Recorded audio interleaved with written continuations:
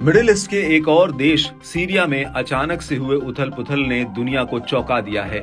Syria एक बार फिर जल रहा है। विदेशी ताकतों की दखलंदाजी के चलते ये देश फिर से हिंसा के चक्र में फंस गया है। विद्रोही गुटों के आक्रामक तेवरों से जाहिर होता है कि लड़ाकों ने बशर अल असद सरकार को बेदखल करने की पूरी तैयारी कर ली है। रूस और ईरान के सीरिया को समर्थन देने के बावजूद हयात तहरीर अल शाम गुट ने बड़ी बढ़त बना ली है। विद्रोही सीरिया सरकार की कमजोरी का फायदा उठाना चाहते हैं। असद सरकार के सहयोगी देश अलग अलग मोर्चों पर फंसे हुए हैं। बात अगर रूस की करे तो मॉस्को करीब 3 साल से यूक्रेन युद्ध में उलझा है, तो वहीं इजरायली हमलों से ईरान भी तनाव में है।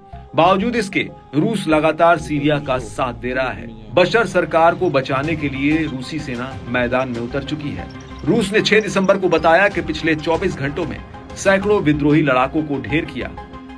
ओलेग इग्नासियुक ने बताया कि रूस और सीरिया की एयरफोर्स ने मिलिशिया के ठिकानों पर हमला किया। इस हमले में कम से कम 300 विद्रोही मार गिराए गए।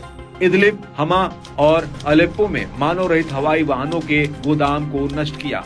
सीरियाई सेना की मदद से रूसी एयरफोर्स 3 प्रांतों में लड़ाकों का सफाया करने के लिए जबरदस्त अभियान चलाएगी।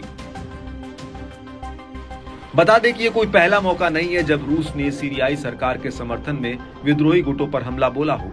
इससे पहले भी रूस ने विद्रोही गुटों के ठिकानों पर जबरदस्त धमाके कर विद्रोही खेमे के बड़े नुकसान का दावा किया है। हालिया संघर्ष की शुरुआत में भी रूस ने सीरियाई सेना की मदद के लिए विद्रोही गुटों के काफिलों और ठिकानों पर हवाई हमले किए थे।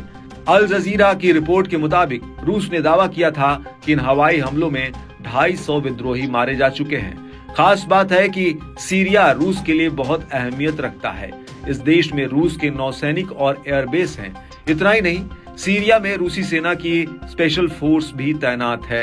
इनकी तादाद करीब 60,000 बताई जाती है। यही वजह है कि रूस का ध्यान अब यूक्रेन के साथ साथ सीरिया पर भी शिफ्ट हो गया है। दावा है कि रूसी युद्धपोतों ने हमा के आसपास के एचटीएस विद्रोही गुटों के ठिकानों पर जोरदार हमला किया। मीडिया आउटलेट अल अरेबिया की माने तो अल रस्तान पुल पर बड़े पैमाने पर रॉकेट हमलों की सूचना मिली, जो होम्स और हमा शहरों को एक दूसरे से जोड़ता है। बता दें कि बीते हफ्ते विद्रोहियों ने सीरिया के दूसरे सबसे बड़े शहर अलेप्पो पर कब्जा जमाया था। बीते दिनों हमा पर धावा बोला, जहां 10 लाख लोग रहते हैं। बताया जाता है कि अब लड़ाके रणनीतिक रूप से महत्वपूर्ण शहर होम्स की ओर बढ़ रहे हैं। न्यूयॉर्क टाइम्स के मुताबिक विद्रोही गुट में एचटीएस और उसके सहयोगी संगठन शामिल हैं, जो एक साथ मिलकर असद की सेना पर चढ़ाई कर रहे हैं। वहीं विद्रोही गुटों के सीरियाई राजधानी दमिश्क की ओर बढ़ता देख ईरान ने भी बड़ा फैसला लिया है।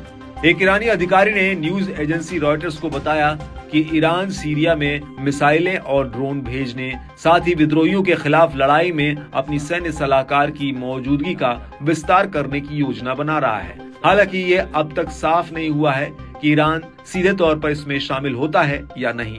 जहां रूस सीरियाई संघर्ष में खुले तौर पर कूद पड़ा है, ऐसे में ये देखना काफी अहम रहेगा कि क्या ईरान भी इस ओर कदम बढ़ाता है या नहीं।